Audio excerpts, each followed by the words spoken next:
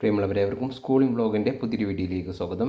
LBS അതുപോലെ തന്നെ PNC MAC ഇത് രണ്ടിലെയും ഫസ്റ്റ് അലോട്ട്മെൻറ്റ് പ്രസിദ്ധീകരിച്ചതാണ്. ഇതിൽ അഡ്മിഷനുമായി ബന്ധപ്പെട്ട് വിദ്യാർത്ഥികൾ അറിഞ്ഞിരിക്കേണ്ട പ്രധാനപ്പെട്ട ചില പോയിൻറ്റ്സുകൾ അടങ്ങിയിട്ടുള്ള ഒരു വീഡിയോ ആണിത്. PNC MAC വഴി BSc നഴ്സിംഗിന് അലോട്ട്മെൻറ്റ് ലഭിച്ച വിദ്യാർത്ഥികൾ നിർബന്ധമായിട്ടും 22/8/2024 മുൻപായി ഓൺലൈനിൽ ടോക്കൺ ഫീ പേയ്മെൻറ്റ് നടത്തൽ നിർബന്ധമുള്ള കാര്യമാണ്. അല്ലാത്തപക്ഷം അവർക്കുള്ള ലഭിച്ച സീറ്റ് നഷ്ടപ്പെടുന്നതായിരിക്കും. കൂടാതെ പിന്നീടുള്ള അലോട്ട്മെൻറ്റുകളിലേക്ക് പരിഗണിക്കുന്നതുമല്ല. അലോട്ട്മെൻറ്റ് ലഭിച്ച PNC MACൽ ടോക്കൺ ഫീ പേയ്മെൻറ്റ് 10,000 രൂപയാണ് വരുന്നത്. അത് പേയ്മെൻറ്റ് നടത്തുന്ന വിദ്യാർത്ഥികൾക്ക് അതിനുശേഷം കോളേജുകളിൽ പോയി ജോയിൻ ചെയ്യാൻ 23/8/2024 വൈകുന്നേരം 5 മണി വരെ അവസരം നൽകിയിട്ടുണ്ട്.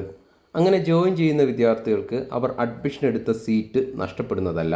കൂടാതെ പിന്നീട് വരുന്ന സെക്കൻഡ് തേർഡ് അലോട്ട്മെൻറ്റുകളിൽ ഇപ്പോൾ അവർക്ക് ലഭിച്ച ഓപ്ഷൻ്റെ മുന്നിലുള്ള ഓപ്ഷനുകളിലേക്ക് അലോട്ട്മെൻറ്റ് ലഭിക്കുകയാണ് എങ്കിൽ അവിടേക്ക് മാറി ജോയിൻ ചെയ്യാനും സാധിക്കുന്നതായിരിക്കും.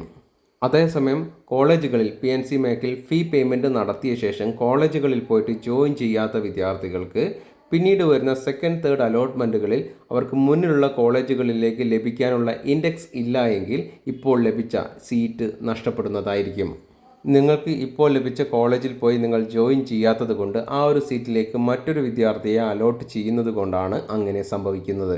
ഇങ്ങനെ സീറ്റ് നഷ്ടപ്പെട്ടു പോകുന്ന വിദ്യാർത്ഥികൾക്ക് പിന്നീട് വരുന്ന ഏതെങ്കിലും ഒരു അലോട്ട്മെൻറ്റിൽ സീറ്റ് ലഭിക്കാനുള്ള ഇൻഡെക്സും അതുപോലെ തന്നെ നിങ്ങൾ ഉദ്ദേശിച്ച കോളേജിൽ സീറ്റ് വേക്കൻസിയും ഒക്കെ വരികയാണ് എങ്കിൽ ആ ഒരു സമയം നിങ്ങളെ പരിഗണിക്കുന്നതായിരിക്കും.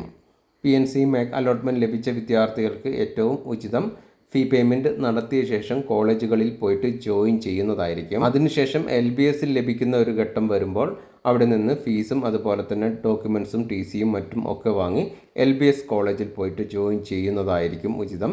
ഈ ഒരു കാര്യം TC വാങ്ങിപ്പോകും എന്നുള്ള കാര്യം അഡ്മിഷൻ ലഭിക്കുന്ന സമയത്ത് നിങ്ങൾ കോളേജിൽ സംസാരിക്കുന്നത് ഉചിതമാണ്.